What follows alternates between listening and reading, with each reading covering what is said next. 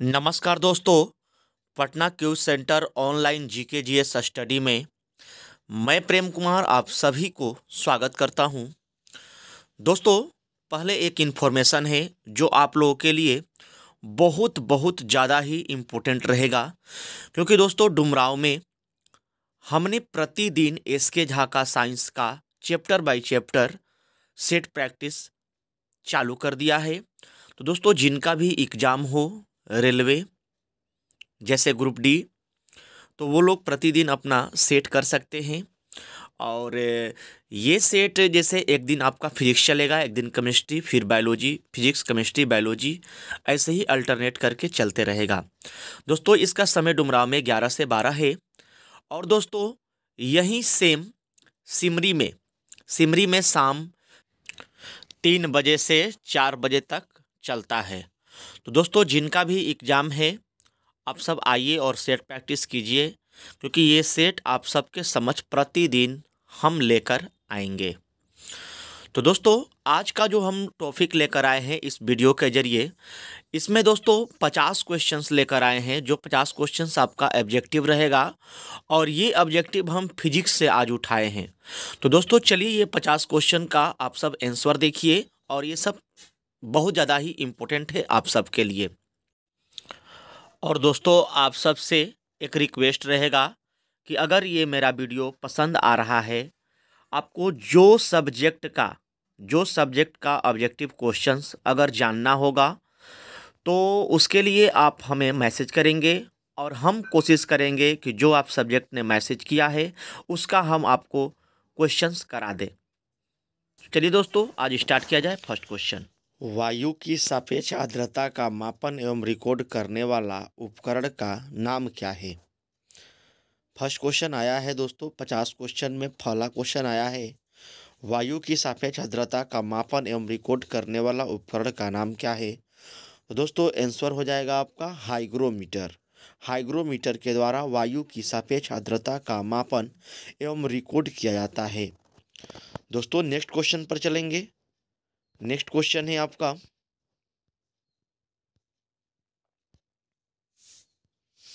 हमारी आकाशगंगा की आकृति कैसी होती है?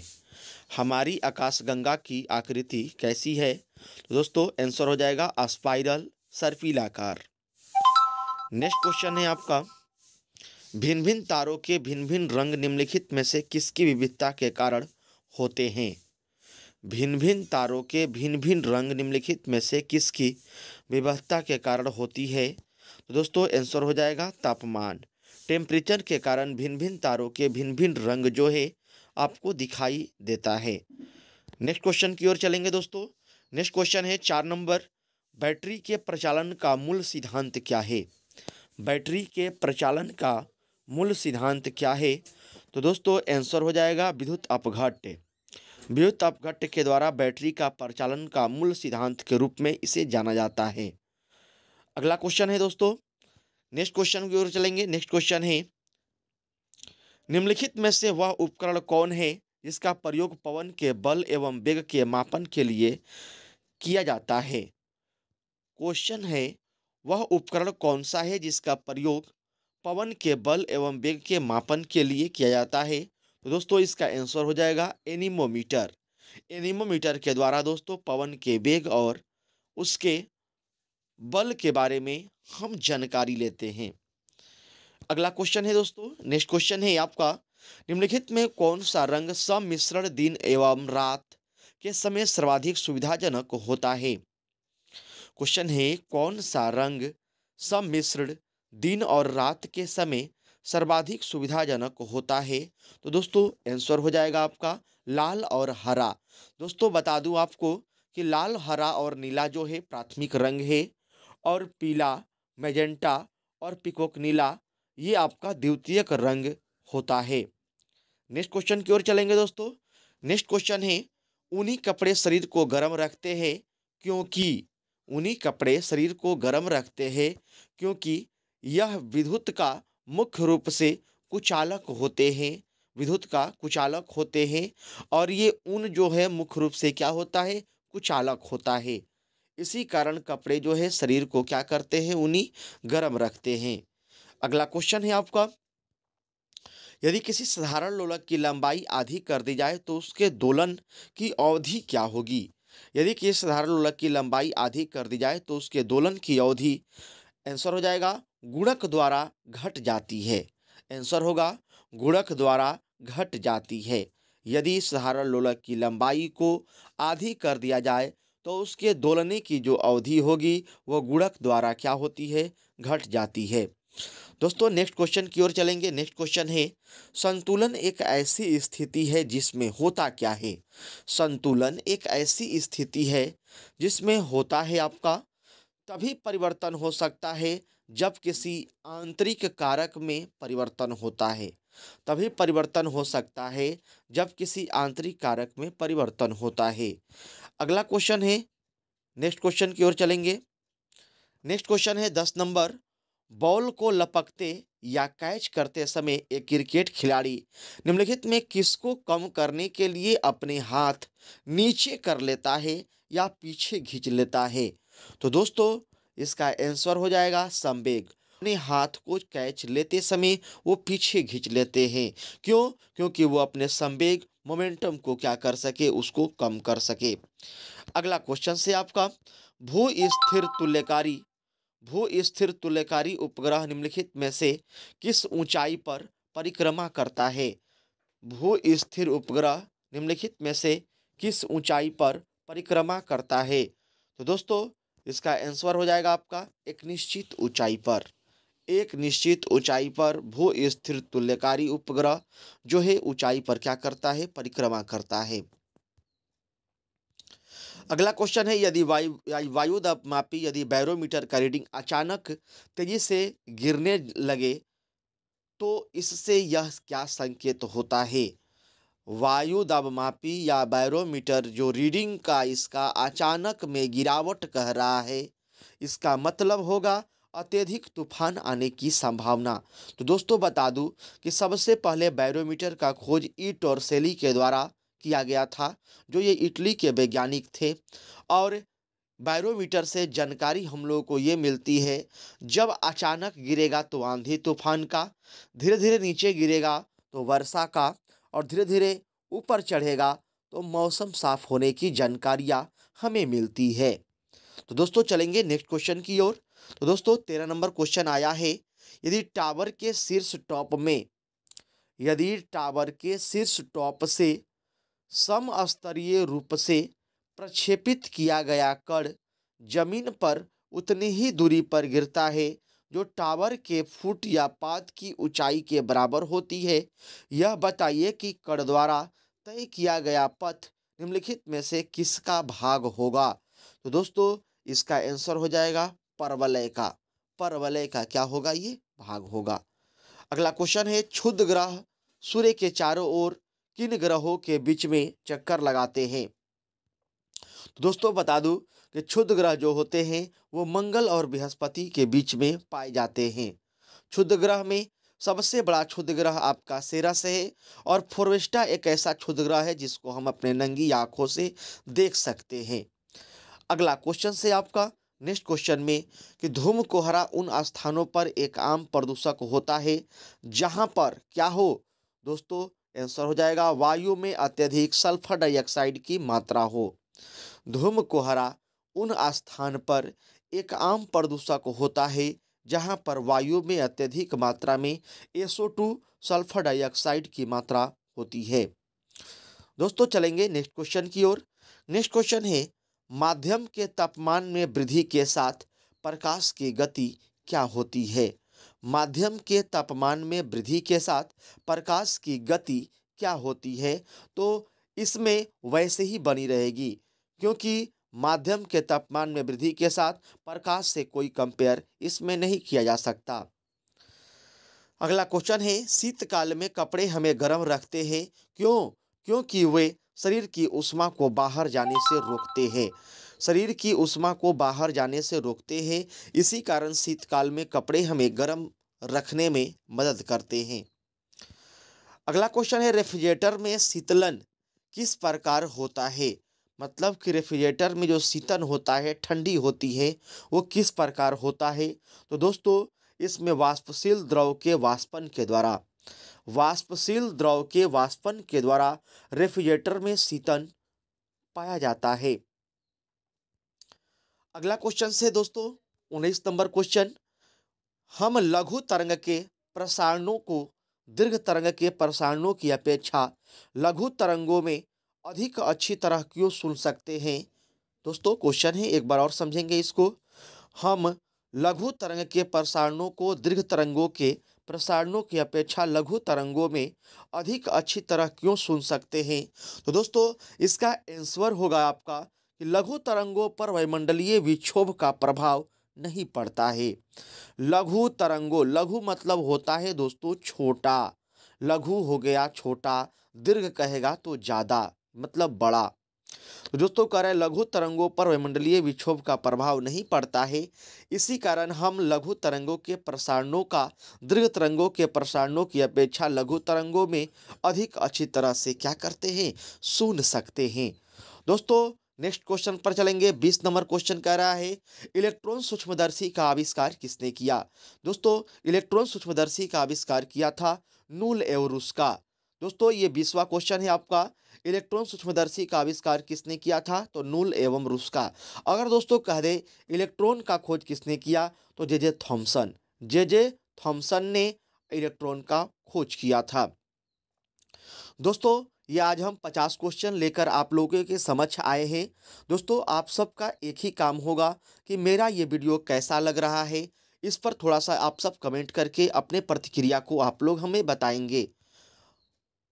नेक्स्ट क्वेश्चन की ओर चलेंगे। जब बस सहसा मुड़ती है तब बस में खड़ा यात्री बाहर की ओर गिरता है, इसका कारण क्या है। जब बस सहता मतलब एक ही बाइक जब मुड़ जाएगा एक ही बार में, तो बस में खड़ा यात्री बाहर की ओर गिर जाता है, इसका कारण ये होता है क्योंकि गति का जड़त्व होता है।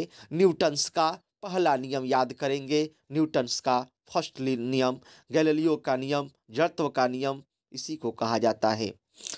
अगला क्वेश्चन है दोस्तों, अगला क्वेश्चन कह रहा है कि भू स्थिर उपग्रह के लिए निम्नलिखित में से कौन सा कथन जो है इनमें सही नहीं है। तो दोस्तों सही ये नहीं है कि यह अंतरिक्ष में एक जगह स्थिर होता है। दोस्तों ये गलत है, ये स्थिर नहीं रहता क्योंकि इसकी समय अवधि 24 घंटे होती है। इसका कोणीय वेग पृथ्वी के अपने अक्ष पर कोणीय वेग के बराबर होता है। यह विषुवत के ऊपर पश्चिम से पूर्व की ओर परिक्रमण करते हैं। तो दोस्तों यह अंतरिक्ष में एक जगह स्थिर नहीं होता है। अगला क्वेश्चन है दोस्तों, दाब बढ़ाने से बर्फ का गलनांक क्या होगा, तो घट जाएगा। दाब बढ़ाने से बर्फ का गलनांक जो होता है वो घट जाता है। अगला क्वेश्चन है दोस्तों, अनुदैर्घ्य तरंगे किससे नहीं गुजर सकती हैं। तो दोस्तों अनुदैर्घ्य तरंगे निर्वात से होकर नहीं गुजर सकती है, और निर्वात से प्रकाश जाता है, निर्वात से केवल प्रकाश जाता है, निर्वात में ध्वनि नहीं जा सकती है। अनुदैर्घ्य तरंगे किस में नहीं गुजर सकती है, तो निर्वात में, और निर्वात में प्रकाश की चाल 3 लाख किलोमीटर पर सेकेंड होता है। तो दोस्तों बता दूं कि अनुदैर्घ्य तरंगे जो होती हैं, अनुदैर्घ्य तरंगे इसमें ध्वनि आता है, और अनुप्रस्थ में क्या आता है, प्रकाश आता है। दोस्तों अगला क्वेश्चन की ओर चलेंगे। 25 नंबर क्वेश्चन है स्थिर वैद्युत अवक्षेपित्र इलेक्ट्रोस्टैटिक प्रेसिपिटेटर का प्रयोग किसका प्रदूषण के नियंत्रण के लिए किया जाता है। तो दोस्तों इसका आंसर हो जाएगा वायु के लिए, वायु के लिए दोस्तों इसका आंसर होगा। अगला क्वेश्चन की ओर चलेंगे। अगला क्वेश्चन है दोस्तों कि जब बर्फ के दो घनों क्यूब को एक दूसरे के ऊपर दबाया जाता है तो वे जुड़कर एक घन बन जाते हैं, इसका कारण क्या होता है। तो दोस्तों इसका कारण होता है हाइड्रोजन आबंध की रचना। क्वेश्चन है जब बर्फ के दो घनों क्यूब को एक दूसरे के ऊपर दबाया जाता है वे जुड़कर एक घन बन जाते हैं, इसका कारण होता है क्या, तो हाइड्रोजन आबंध की रचना। दोस्तों अगला क्वेश्चन है सूर्य के प्रकाश का कौन सा भाग सौर कुकर को गर्म कर देता है। सूर्य के प्रकाश का कौन सा भाग सौर कुकर को गर्म कर देता है। तो दोस्तों आंसर हो जाएगा अवरक्त। तो क्वेश्चन कह रहा है कि अवरक्त विकिरण का, अगर क्वेश्चन कह दे कि अवरक्त विकिरण का खोज किसने किया था, तो दोस्तों हो जाएगा विलियम हर्शेल। अगला क्वेश्चन है, यदि किसी कण का वेग समय ग्राफ y बराबर mt प्लस भी द्वारा निरूपित हो तो कण चल रहा है, इसमें आपको दर्शाता है एक समान त्वरण से। एक समान त्वरण के साथ ये कण क्या हो रही है, चल रही है। इसको दर्शाने के बाद y बराबर mt प्लस भी द्वारा। अगला क्वेश्चन से आपका, निम्नलिखित में से कौन सी घटना पहले हुई थी। दोस्तों क्वेश्चन कह रहा है कौन सी घटना सबसे पहली हुई थी, तो दोस्तों इसका आंसर हो जाएगा, इसका आंसर होगा गुगली एल को मार्कोनी ने प्रथम बार बेतार संकेत भेजा था। बेतार का तार खोज किया था जी मार्कोनी ने। जो ये पहल क्या हुआ है, पहला हुआ है, इन सबों से पहला हुआ है। अगला क्वेश्चन है आपका, ध्वनि की आंखों के रूप में प्रयोग करने वाली प्राणी का नाम क्या है। ध्वनि को आंखें के रूप में प्रयोग करने वाला प्राणी का नाम है चमगादड़। ध्वनि को आंखों के रूप में प्रयोग करने वाले प्राणी का नाम क्या है, चमगादड़। अगला क्वेश्चन है, आकाश नीला दिखाई देने का कारण क्या है, तो दोस्तों ये हो जाएगा प्रकाश का प्रकीर्णन। प्रकाश का प्रकीर्णन के कारण आकाश का रंग नीला होता है, समुद्र की पानी का नीला होता है, ये सभी प्रकीर्णन के कारण ही होता है। अगला क्वेश्चन है, डायनेमो किस प्रकार की ऊर्जा को रूपांतरण करने का एक साधन है। दोस्तों डायनेमो कह दे और जनरेटर कह दे, ये बदलता है यांत्रिक ऊर्जा को विद्युत ऊर्जा में, लेकिन अगर क्वेश्चन कह दे विद्युत मोटर, जो बदलता है विद्युत ऊर्जा को यांत्रिक ऊर्जा में। विद्युत ऊर्जा को यांत्रिक ऊर्जा में विद्युत मोटर बदलता है, डायनेमो और जनरेटर यांत्रिक ऊर्जा को विद्युत ऊर्जा में बदलता है। अगला क्वेश्चन है, घड़ी में क्वार्ट्ज क्रिस्टल का काम किस पर आधारित है। घड़ी में क्वार्ट्ज क्रिस्टल का काम किस पर आधारित है, तो इसका आंसर हो जाएगा दाब विद्युत प्रभाव पर। दाब विद्युत प्रभाव पर यह क्या है, आधारित है। अगला क्वेश्चन है, ऐसा क्यों लगता है कि खुले में बड़ी आग को तेज पवन भड़का रही है।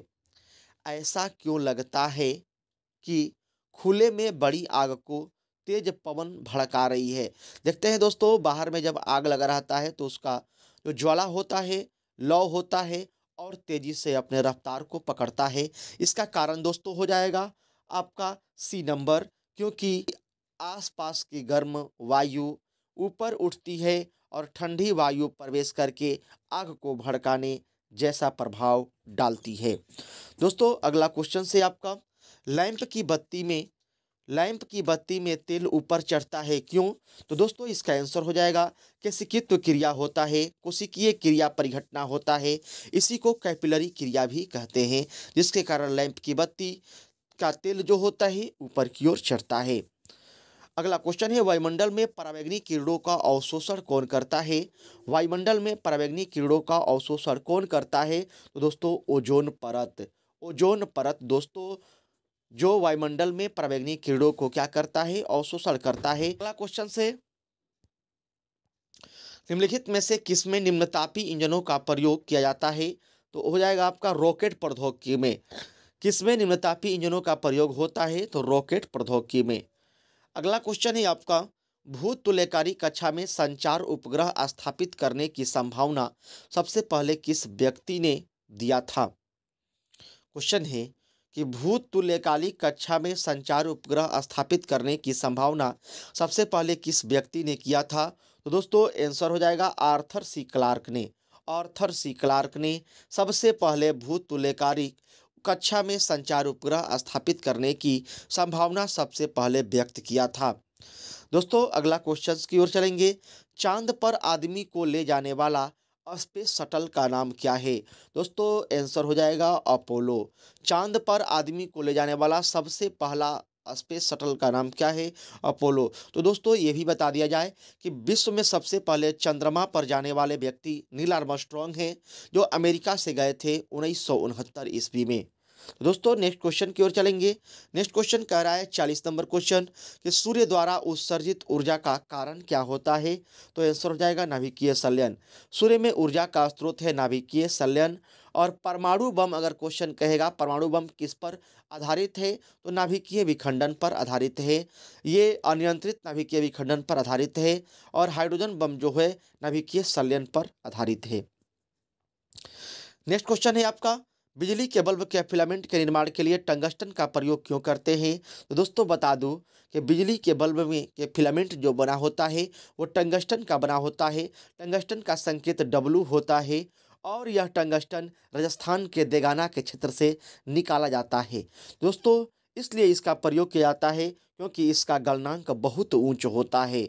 गलनांक जो है ऊंच होने के कारण बल्ब के फिलामेंट का में टंगस्टन का प्रयोग करते हैं। अगला क्वेश्चन है आपका, दृश्य स्पेक्ट्रम का तरंगदैर्घ्य कितना होता है? दृश्य स्पेक्ट्रम का तरंगदैर्घ्य होता है दोस्तों 3900 से 7800 देता है। इस पे 7600 दिया है, कोई दिक्कत नहीं है, आसपास में मार सकते हैं। 3900 एंगस्ट्रम से 7800 एंगस्ट्रम के बीच में होता है। दोस्तों अगला क्वेश्चन है, रेडार का आविष्कार किसने किया था? रेडार का आविष्कार दोस्तों किया था एच टेलर और लियोसी योंग ने।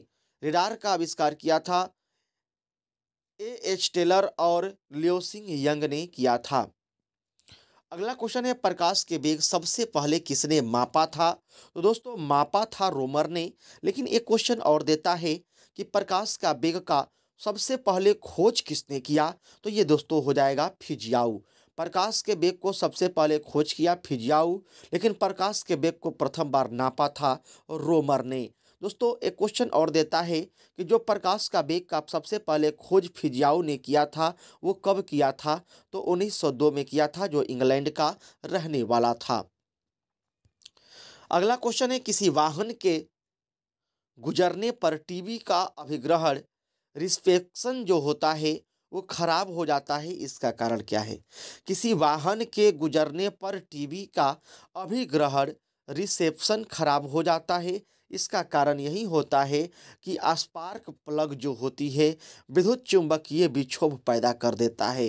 स्पार्क प्लग जो होते हैं विद्युत चुंबकीय विक्षोभ पैदा करते हैं। इसी कारण किसी वाहन के गुजरने पर टीवी के अभिग्रहण रिसेप्शन जो होता है खराब हो जाता है। दोस्तों अगला क्वेश्चन है, चुंबक बनाने के लिए निम्नलिखित में से कौन सी मिश्र धातु का प्रयोग किया जाता है? तो दोस्तों इसका आंसर हो जाएगा एल्निको। चुंबक बनाने के लिए मिश्र धातु के रूप में प्रयोग करते हैं एल्निको का। अगला क्वेश्चन है दोस्तों, अगला क्वेश्चन है, मेसोन कहाँ पाए जाते हैं? पाई मेसोन जिसका दोस्तों खोज किया था युकावा। लेकिन ये मेसोन कहाँ पाए जाते हैं? तो आंसर हो जाएगा अंतरिक्ष के किरणों में।